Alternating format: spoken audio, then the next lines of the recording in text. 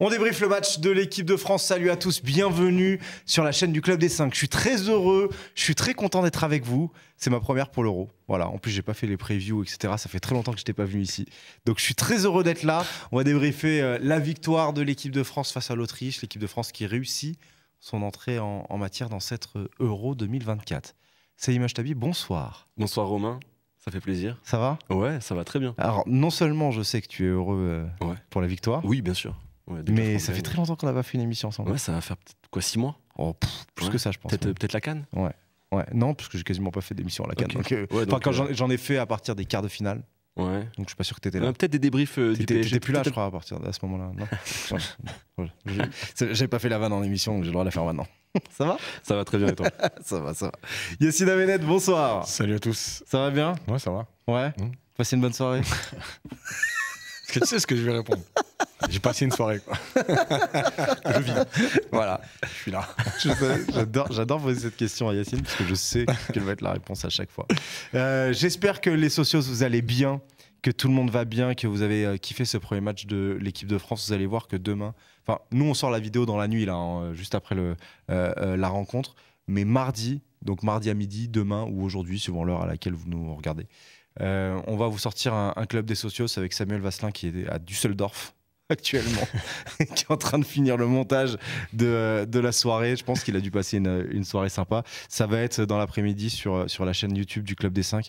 Donc n'hésitez pas à être présent au rendez-vous. Avant de faire le débrief de la rencontre, juste vous rappeler qu'on est là parce qu'on est avec nos partenaires, que ce soit Winamax depuis longtemps, et un bon maillot. Attention, effets spéciaux. Je sors la petite boîte. Un bon maillot qui sort une box spéciale sur l'Euro. En gros, c'est des box qui sont différentes des box normales, puisque là, on a des maillots de nation. Elles sont à un prix qui sont un tout petit peu plus cher. Les box normales, elles sont à 45 €. Là, celles-là, elles sont à 55. Pourquoi? Parce que dedans, vous avez une chance sur deux d'avoir un maillot actuel porté par les équipes qui font l'Euro. En gros, il n'y a que des nations de l'Euro qui font l'Euro.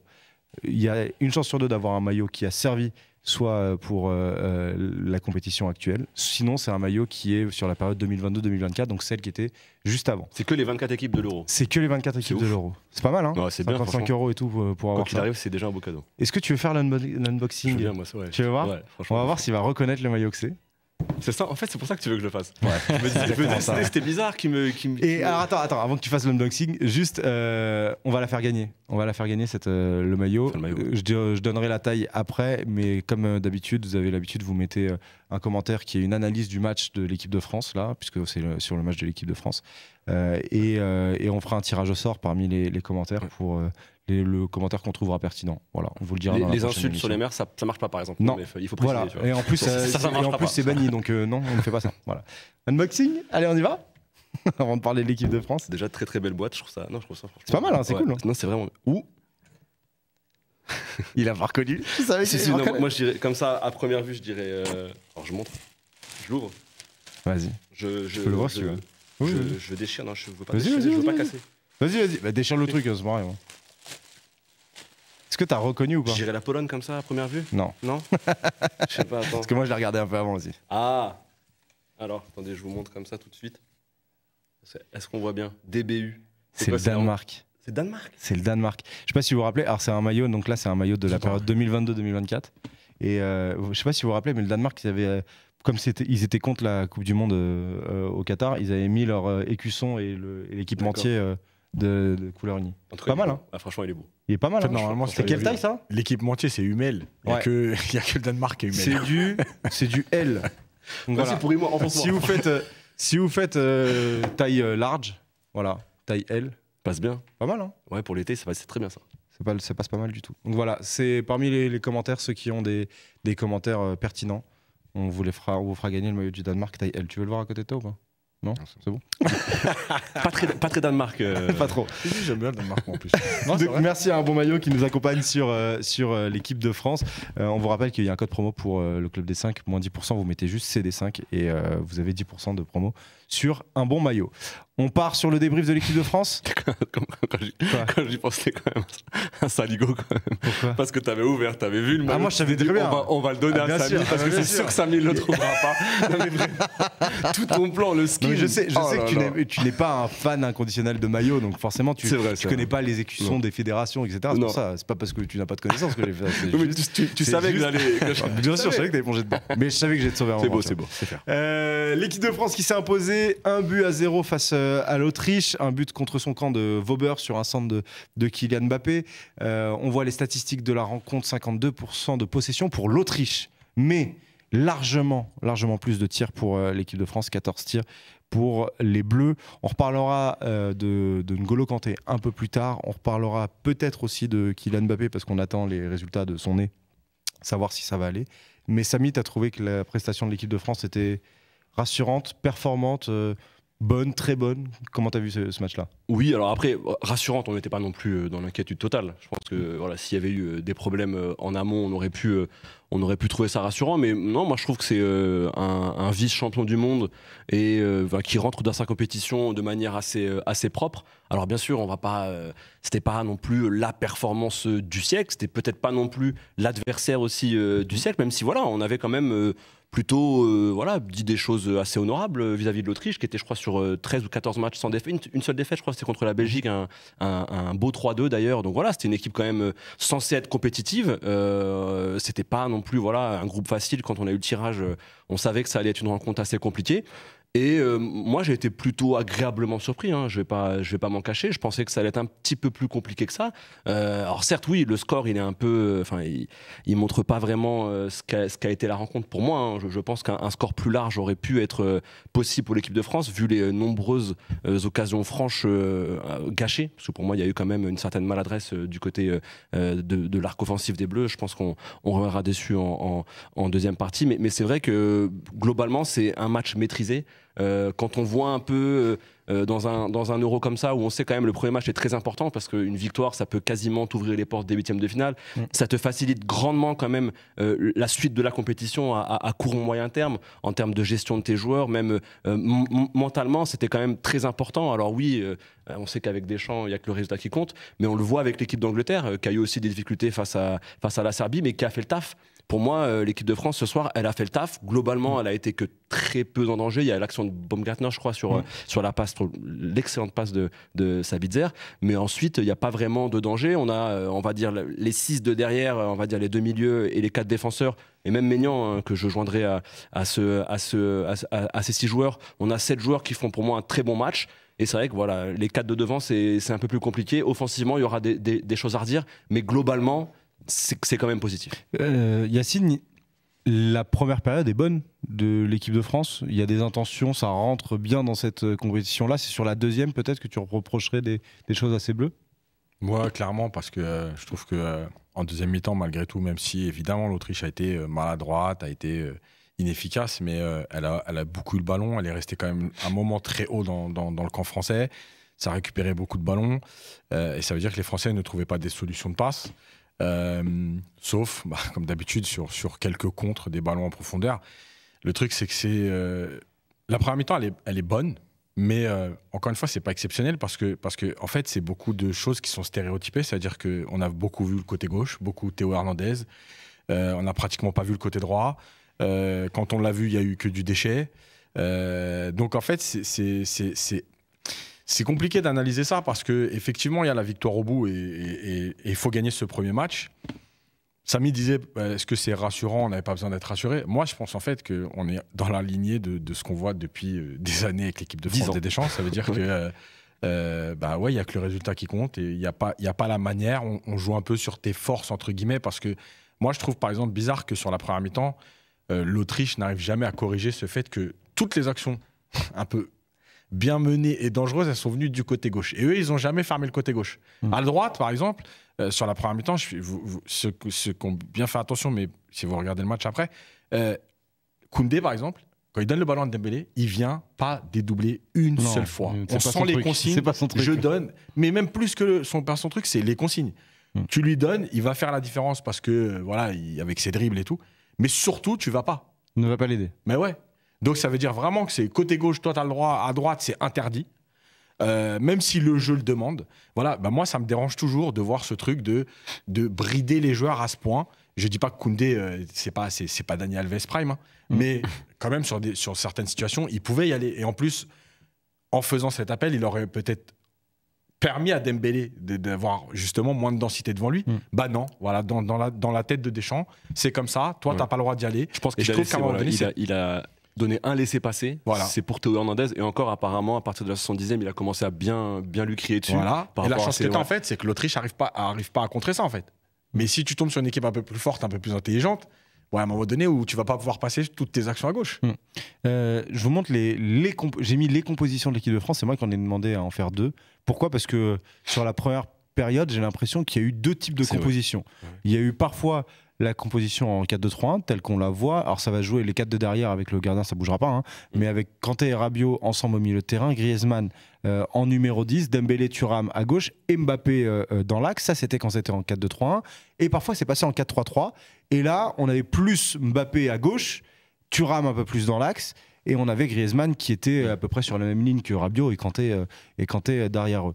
Tu t'attendais à ce qu'il y ait... alors, je sais pas, d'abord, est-ce que tu as vu ça aussi comme ça, oui, Samy ? En préparation, le 4-2-3-1 est-ce que tu t'attendais ? C'est quand même assez étonnant de la part... Moi, Didier Deschamps qui tente 2 compos en même temps, qui change un petit peu pendant le match sans qu'il y ait de changement, etc. J'avoue, je fais « Ouh, tiens !»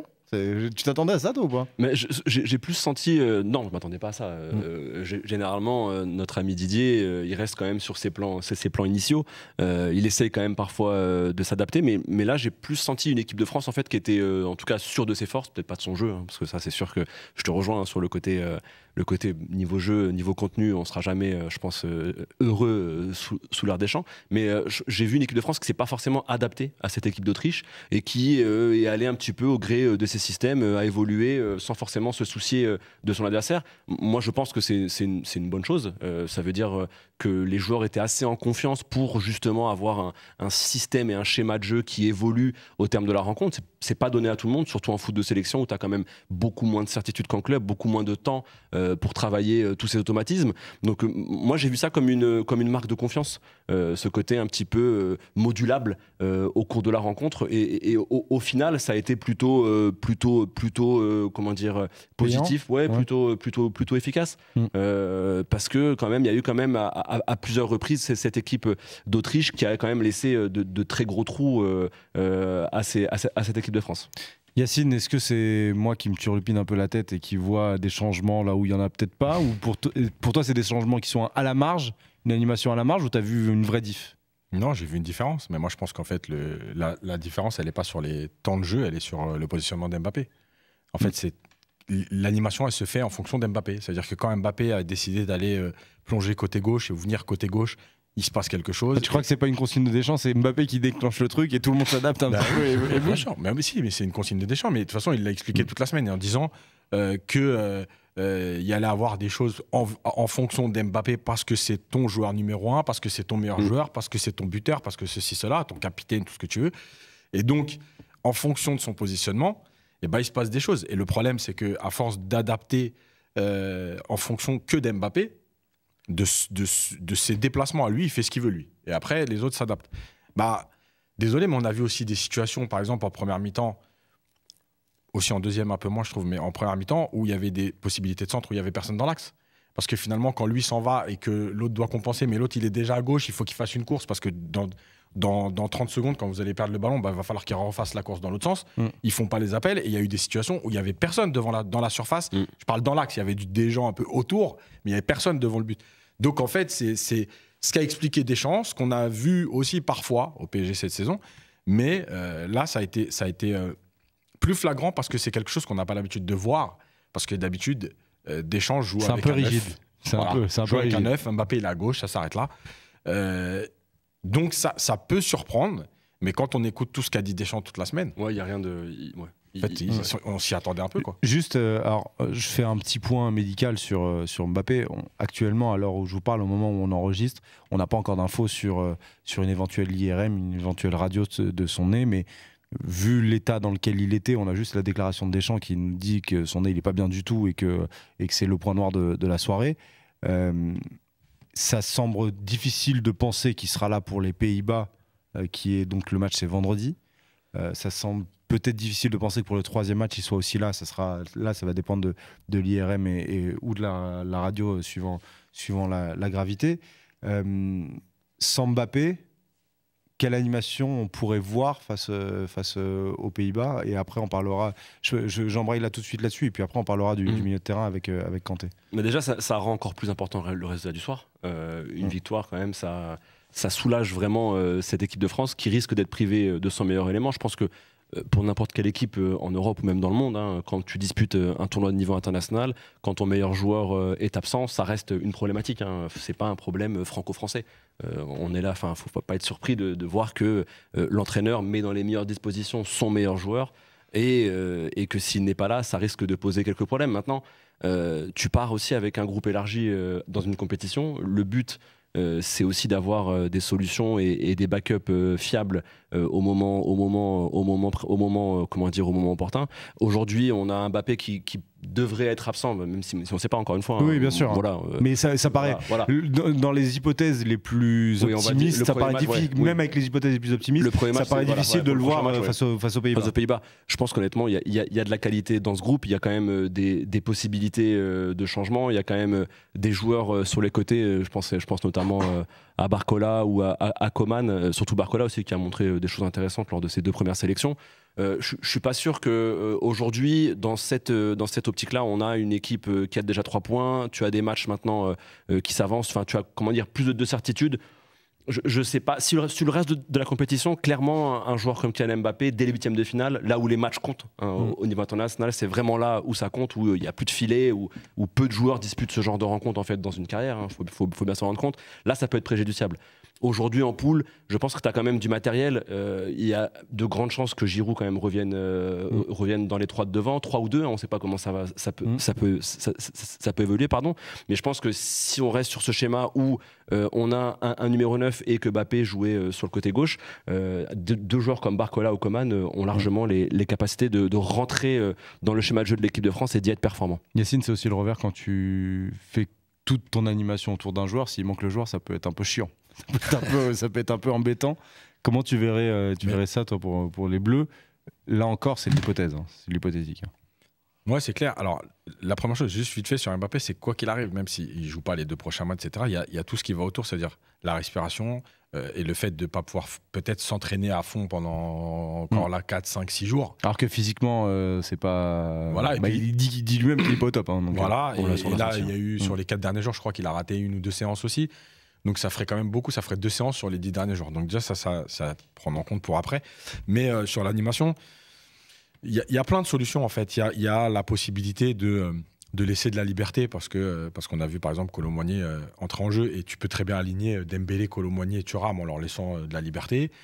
Tu peux revenir à un numéro 9 et 2 joueurs, voilà, Dembélé, Barcola par exemple. Dembélé, Barcola qui met Coman aussi qui se balade. Voilà. Je dis ça parce qu'en fait, comme on n'est pas rentré aujourd'hui, c'est pour ça que je parlais de Kolo Muani avant. Et il y a plein d'animations, mais maintenant, c'est sûr que sur les derniers mois, même les dernières années, mais les derniers mois, l'équipe de France n'a pas joué sans Mbappé. Et donc, dans ton animation, vu que tout tournait autour de lui, parce que pour moi, il y a plein de joueurs. Il y a des joueurs clés, on reparlera après du milieu de terrain, mais pour Deschamps, sur les 2 dernières années, il y a 2 joueurs. C'est Griezmann et Mbappé. Si un des 2 venait à manquer, malgré tout, c'est un peu toute ton animation qui est remise en cause parce qu'on connaît l'importance de Griezmann dans le liant qu'il amène au jeu, en plus de sa combativité, et toutes les responsabilités et le fait de laisser tourner ton attaque autour d'Mbappé. Voilà, c'est des choses que tu n'as pas prévues. Alors, tu prévois jamais ça. Oui, tu peux pas prévoir. Mais voilà, tu n'as jamais testé finalement. Même on regarde au mois de mars où il n'est pas bon, il fait les 2 matchs 90 minutes. Ça veut dire que quoi qu'il arrive, tu n'as même pas testé autre chose. Donc là, ça va être. En sélection, c'est un petit peu le cas quand même de beaucoup de pays quand tu as des stars qui sont présentes. Non, mais bien sûr. Par exemple, je veux dire, c'est pas, sur le mois de pas mars. une critique qu'on peut émettre. Non, c'est pas ça. Mais on avait dit au mois de mars. Puis il y a des matchs qu'il a ratés, je crois. Il y a des matchs en septembre, octobre, où il en a raté 1 ou 2, un truc dans ce genre-là, où il n'a pas joué, ou soit il est rentré. Là, dernièrement, contre le Canada, il est rentré qu'un quart d'heure à la fin. Donc, ouais, voilà. Donc, bref. Bon, après, de toute façon, la France, elle a quand même du matériel pour trouver des options alternatives. Alors, ce sera pas la même chose. Et peut-être aussi que ça permettra à certains de se révéler, peut-être que ça donnera aussi une autre variété au jeu de l'équipe de France. Bon, tu te dis pas quand même, derrière Mbappé, c'est le néant et on est foutu. Il y a quand même des attaquants qui tiennent la route. Alors, parmi les joueurs essentiels aussi pour l'équipe de France, il y a celui qui a été élu homme du match. Le match de N'Golo Kanté. On va parler du match de N'Golo Kanté. 73 ballons touchés, 2 passes clés, 6 ballons récupérés, impression, 78 ballons récupérés.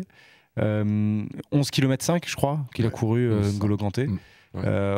On se posait la question de savoir, bon, l'Arabie Saoudite, tout ça, bon, on avait vu le rythme, on avait vu pour certaines compétitions, pour la CAN, que les cadres qui avaient été en Arabie Saoudite physiquement, bon, N'Golo Kanté, il nous a dit non, c'est bon, moi ça va, moi je suis plutôt tranquille. Enfin, ça dépend, quel cadre, mais bluffant le match de Kanté ou pas? Ouais, bluffant dans le référentiel Kanté tel qu'on l'avait, peut-être pas, mais bluffant en 2024 après ces 2 dernières saisons-là. Faut pas se mentir, on était passé à autre chose. Nous tous, globalement, à partir du moment où il était parti en Arabie Saoudite, à partir du moment où il y avait eu les blessures, et avec l'émergence aussi de joueurs comme Tchouaméni, la paire Tchouaméni-Rabiot qui avait fait une plutôt bonne Coupe du Monde, des jeunes comme Kamavinga et Warren qui sont aussi présents, c'est vrai qu'on était un peu passé à autre chose. Après, sur les 2 matchs qu'on a vus contre le Luxembourg et le Canada, on n'a pas vraiment eu l'occasion de se rendre compte de sa forme. On savait, il y avait encore des incertitudes, peut-être pas des incertitudes, mais un questionnement en tout cas concernant sa capacité à redevenir le N'Golo qu'on connaissait. Là, ce soir, sur un match d'Euro, l'entrée de l'équipe de France, oui, il est élu homme du match. Moi, j'ai été bluffé. On peut pas je veux dire, on va pas se mentir. Je l'attendais pas à ce niveau-là. Dans le volume de jeu, je ne pensais pas qu'il allait reprendre un petit peu ces heures de, comment dire, ces années de jeunesse là où il était vraiment présent partout, où on avait l'impression que voilà, c'était un vrai chewing-gum et que le ballon restait collé à ses pieds. C'est ce qu'on a vu. C'est même permis. Alors c'est rare de le. Non, mais c'est vrai. C'est rare de voir N'Golo Kanté porter la balle, dribbler. Non, mais en haut à droite. Excuse-moi, mais c'est un joueur qui quand même globalement, en tout cas en équipe de France. À moi en équipe de France, je pense que je l'ai jamais vu comme ça. À Chelsea, on a pu le voir parfois. Pour moi, c'est même plus le Kanté de Leicester. Oui, ce petit côté dépassement de fonction, c'est pas non plus ce qui le caractérise. Encore moins en équipe de France. Tu l'as dit, j'ai rarement vu autant porter la balle, et surtout oui, dans des petits espaces. Et à un moment donné, je me dis mais il va pas y retourner, et il y retournait à chaque fois. Mais je sais pas. Alors est-ce que c'est l'absence de Pogba qui lui fait prendre, comment dire, ce rôle un petit peu de provocateur, de joueur qui va essayer de forcer la décision par ses pieds? C'était pas ce à quoi il nous habituait, tout en restant bon dans le domaine où on le connaissait très fort. Donc le volume de jeu, le pressing, l'intensité, la présence dans les duels. Et là, il a ajouté une petite partie un peu plus technique, qui est pas dégueulasse. Honnêtement, c'est pas quelque chose où on va se plaindre sur ce joueur. Et oui, c'est franchement une belle révélation pour un joueur qu'on connaissait déjà. C'est ça qui est quand même fou. C'est vrai, Yacine, parce qu'il y a 2 actions qui sont assez représentatif peut-être de la performance de Kanté, c'est que tu parlais de ces dribbles là en haut à droite, mais 10 minutes plus tard il fait un retour en bas à gauche qui est complètement fou aussi, où t'as l'impression qu'il a 3 mètres de retard et puis en fait non non, en fait ça va. Il est important parce qu'en plus il libère aussi un peu les autres. Je pense notamment, ça permet aussi de parler un peu d'Adrien Rabiot qui a fait je pense une bonne première mi-temps aussi pour l'équipe de France. C'est aussi le fait que quand t'as Kanté derrière toi, t'es plus tranquille dans ta prise d'initiative pour la suite, quoi. Clairement, parce que il sait compenser, parce qu'il sait lire le jeu, parce qu'il a une grosse activité et que tu sais que tu peux y aller un peu parce que lui il va te couvrir et il va te laisser justement cette liberté-là. Parce que le système de l'équipe de France avec Kanté, c'est pas... alors, exceptionnellement, il l'a fait, mais c'est pas 2 joueurs qui peuvent alterner d'aller plus haut. C'est vraiment lui qui reste derrière et qui libère les autres. Donc, bien sûr que tu peux y aller plus facilement. Mais il y a 2 choses, moi, je pense, qui sont importantes sur ce qu'a fait Kanté aujourd'hui. C'est, on parlait de l'Arabie Saoudite. Alors, déjà, en termes de stats, sur ces matchs en Arabie Saoudite, là, les derniers mois, il courait toujours autant. Alors après, c'est un autre championnat et tout, mais il courait toujours autant. Donc déjà, en termes de volume de jeu, il n'y a pas de problème. La deuxième chose, c'est que je pense quand même qu'on n'est plus dans les années 80 où il y a des championnats mineurs à ce point. C'est-à-dire que, quoi qu'il arrive, en fait, les joueurs, ils ont une préparation. Alors après, tu as des joueurs qui vont là-bas pour l'argent et qui se laissent aller et qui ne peuvent pas redevenir performants. Mais un mec comme Kanté, on voit bien que c'est pas le genre de joueur qui va aller Si juste prendre t'es l'argent. sérieux, Mais oui, sérieux, tu restes sérieux où que tu sois. Mais bien le sûr. niveau athlétique, c'est homogénéisé. Mais oui, Ouais. parce que la préparation, parce que la diététique, parce que tout ça. Donc, et on est obligé de le souligner malgré tout, il bénéficie aussi du fait que le football de sélection est plus faible qu'avant. Peut-être qu'il y a 10 ans, tu revenais d'un championnat comme ça et tu souffrais. Aujourd'hui, peut-être que quand tu es en Ligue des Champions, il souffrirait, mais le football des sélections, il a quand même diminué. Donc, ce passage en Arabie Saoudite, il est moins négatif ou impactant. Puis il est pas resté non plus 3-4 ans. Voilà. C'est un an. Oui, Ouais, ça c'est fait, un an, ouais. ça fait, il est Bah, c'est parti ceux l'été dernier. quoi, voilà. Il est parti l'été dernier et C'est pas non il a mis plus, un peu de temps à véritablement retrouver sa forme physique. Najim Medini, qu'on connaît bien ici, qui commente pour Canal souvent le championnat saoudien, disait que sur la période mars, à partir de mars notamment, il était en feu là-bas et qu'il a retrouvé les performances qu'on voyait en première ligue. Mais c'est pas au niveau de l'Arabie Saoudite, mais l'importance en tout cas de c'est pas Kanté pour était rien la que même. Deschamps est parti le chercher. De toute façon, si Deschamps l'a pris, en dehors du fait qu'il le connaisse, qu'il aime bien le groupe, garder un peu le même groupe et tout, il a aussi vu ses performances sur le terrain Il athlétique. n'a pas que le prix, il l'a pris, il l'aligne En plus, directement. mais parce que athlétiquement, il a vu des choses. C'est pas juste bon bah je sais plus quoi faire et je prends Kanté. Donc voilà. Maintenant, de toute façon, ce qui est sûr, c'est qu'aujourd'hui, il a confirmé pourquoi Deschamps est allé le chercher. Le seul petit hic entre guillemets, c'est que si c'est ton homme du match quand même contre l'Autriche, c'est que on revient à ce qu'on a dit au C'est début. que devant, c'est un peu plus compliqué. C'est quand même pas normal, quoi. Ouais, mais il n'est pas homme du match par ses qualités premières aujourd'hui. Enfin, c'est pas non plus dans un rôle défensif où il était sous des vagues autrichiennes. Je l'ai trouvé un peu plus Après, rayonnant. 70 ballons aussi, c'est pas non plus pour un milieu de terrain. C'est un bon score, mais c'est pas. Enfin, je veux dire, on a vu plein de milieux de Ça terrain. casse pas la baraque quand même. Ben Mais voilà, beaucoup en donc- phase offensive. Beaucoup en phase Oui, offensive. mais tu vois, c'est aussi, c'est 70 ballons. C'est pas, tu vois, la Après- plupart aujourd'hui, ils tournent à 90, 100 ballons. Bon, c'est pas pour lui, je dis ça. Hein, Mais après, ça reste quand même une excellente nouvelle. C'était quand même, on partait sur des doutes. On voit Tchouaméni qui se blesse. On se dit ça va être compliqué. Voilà, la paire titulaire des Bleus qui est cassée. Tu prends Kanté qui fait le taf. C'est quand même une bonne nouvelle. C'est même un problème de riche parce qu'imaginez qu'il continue sur ce type de performance. Il se passe quoi là, Tchouaméni normalement, parce que- physiquement, il doit revenir. Voilà, Tchouaméni est censé revenir. Il est bien, c'était une blessure, voilà. Il sera dans le rythme. Tu fais comment? Quel choix tu vas faire? Est-ce que tu sors ce Kanté? Rabiot, on l'a dit, il n'a pas démérité. Est-ce que Tchouaméni, Ouais. Non, mais Kanté, ce c'est sera un problème de riche. Ouais, c'est un problème. Non, mais si on est Tu fais quoi, toi? Non, mais Tchouaméni. Tu laisses Tchouaméni sur le banc, le Bah, champion évidemment, d'Europe. D'accord. on parle quand même pas du même football. Là. Non, mais je suis sérieux, je suis Non, vraiment sérieux. Non, mais Tchouaméni, bon joueur, tout ça, Real Oui, mais Madrid. tu peux pas oublier à un tout ce moment qui donné- s'est créé, tout Mais ce il qui a s'est fait quoi, créé depuis 2 Tchouaméni, ans. sur 2 ans? Bah, il a fait Non, une mais- finale de Coupe du Non, Monde, mais il non, est quand même pas en- performant. Non, performant. Ouais, moi je l'ai trouvé. Ok, je vais aller revoir les matchs. Parce Bah, que, tu peux. Tu peux voir par exemple son but contre l'Angleterre en quart qui nous qualifie. Tu peux voir ce genre de choses par exemple. Ouais, tu m'étonnes. Kanté, Rabiot ou Kanté, Tchouaméni ou Tchouaméni, Rabiot, tout ça avec Griezmann, on verra en tout cas ce que ça donnera face aux Pays-Bas. Je pense qu'on va s'arrêter là pour le débrief de l'Autriche. On va terminer juste l'émission par le moment Winamax, la séquence au tableau, parce que je vous ai montré le maillot du Danemark. Je vous rappelle que si vous mettez une super analyse de l'équipe de France, on fera un tirage au sort parmi les analyses pour gagner le maillot du il passe Danemark. En vrai, il est vraiment bien. bien. Et je rappelle que c'est une taille L.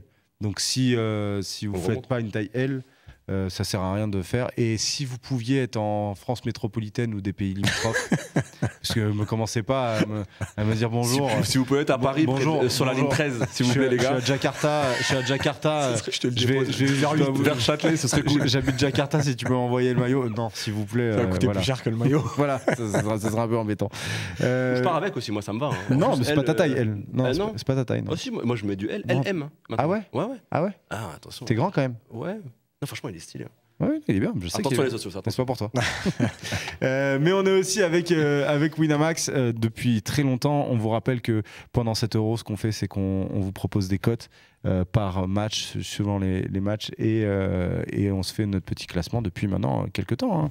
Hein. Et ils n'ont pas été brillants, parce qu'il y a eu des doublés de Mbappé, il y a eu des matchs nuls, je crois, France-Autriche. Enfin bref, ça n'a pas été brillant sur ce match-là. Ah. Du coup, il faut qu'on redore un peu le blason. Ouais. Donc, j'ai demandé à Yacine de proposer un pari. Et Yacine a, comme d'habitude, fait. Mais là, j'ai une explication. Ouais. Alors, juste, le pari qu'on fait, c'est uniquement sur le prochain match de l'équipe de France. Donc, comme ça laisse le temps à ceux qui regardent la vidéo de pouvoir faire un prono dessus également. Et on rappelle, bien sûr, avant qu'on donne ton pari, mon cher Yacine, que jouer comporte des risques. Il faut faire attention aux mises que l'on met. Et que si vous avez quelconque problème avec les paris, vous appelez le numéro qui est inscrit juste en dessous. Pays-Bas-France. Quel résultat? Match nul. Mais T'en as d'habitude, passé c'est la un tradition. T'en as passé un ou pas? Quand même, j'en avais passé. Mais dans une autre époque. Mais... Ah oui, mais Dans notre vie, carrément. Non, c'était dans le classement d'avant. Le premier classement qu'on avait fait, j'en avais passé. J'étais 7e, 8e. Bon, depuis, j'avoue, ça pousse pas trop. Mais j'ai une explication cette fois. D'habitude, t'as vu, je dis ouais, bon, c'est la tradition. Là, c'est pas la tradition. Ah. Là, il y a une analyse. Ouais. C'est que, bon, un, il risque de ne pas y avoir Mbappé. Mm. Deux, les deux équipes ont gagné et elles sont pratiquement. Elles n'ont pas besoin de se mettre minables pour gagner un match. Voilà. Est-ce qu'il y a des raisons valables pour qu'il y en ait une qui ait envie d'aller chercher la victoire à un moment donné? Faut voir qui va prendre en 8e, je sais pas encore comment. Mais voilà, le problème c'est toi si ça, franchement, je vais pas vous mentir, ce format à 24 équipes fait que je ne suis toujours pas dans mon euro. Parce que toi, c'est ton truc. Hein. Parce que tu vois, en vrai, je suis pas dans mon euro. Si c'était un dernier match, j'aurais peut-être pas joué ça parce que justement il y a le calcul du classement. Ouais. Là tu sais pas trop. Déjà je comprends rien moi entre le troisième de A, B, C, D. Je crois qu'il y a un cas. Il y a un cas. Oui, parfois tu peux avoir le deuxième, mais s'il y a un troisième, je crois que là en fait avec ce qui s'est passé aujourd'hui, le premier gros adversaire qu'on pouvait avoir c'était la Belgique en quart. Mais du coup là, avec ce qui s'est passé aujourd'hui, tu pourrais t'en tirer avec la Slovaquie en quart. Non, la Roumanie là, c'est la Roumanie qui a mis 3-0 à l'Ukraine et la Slovaquie, Roumanie ou Slovaquie, tu vois. Tu pourrais faire Slovaquie-Roumanie genre. Non. Roumanie ou Slovaquie en quart, tu vois. Et en huitième, je crois que c'est un troisième, donc je sais même plus. Ouais. Donc bref, en tout cas, tu pars à la Croatie en troisième. Tu veux avoir la Croatie si la Croatie est troisième. Ouais. C'est pas sûr qu'il soit troisième. Il y a l'Albanie, remarque peut-être. Ouais. Bref, en tout cas, voilà. Je vois un match un peu serré où tout le monde. Deuxième mi-temps.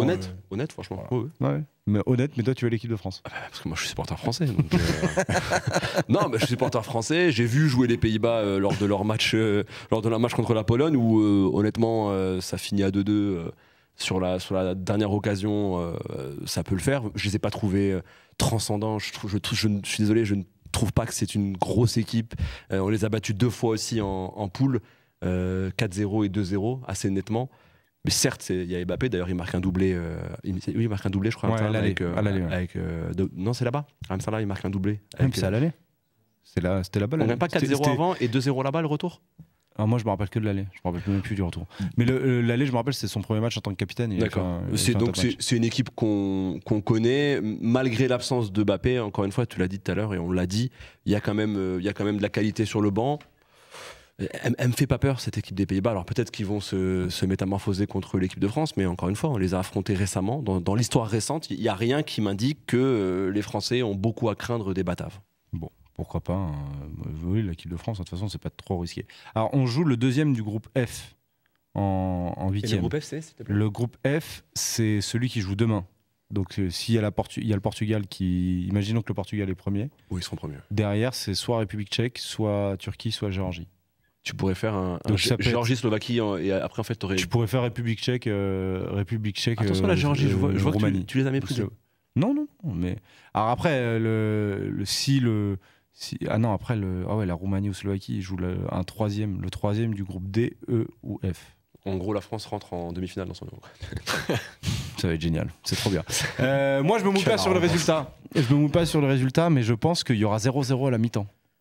0-0 à la mi-temps entre la France et les Pays-Bas. C'est à 2,85. Est-ce qu'il y a beaucoup de 0-0 à la mi-temps depuis le début de la compétition? Il ne me semble pas. Pas beaucoup. Je suis pas dans aujourd'hui. Non, même pas aujourd'hui.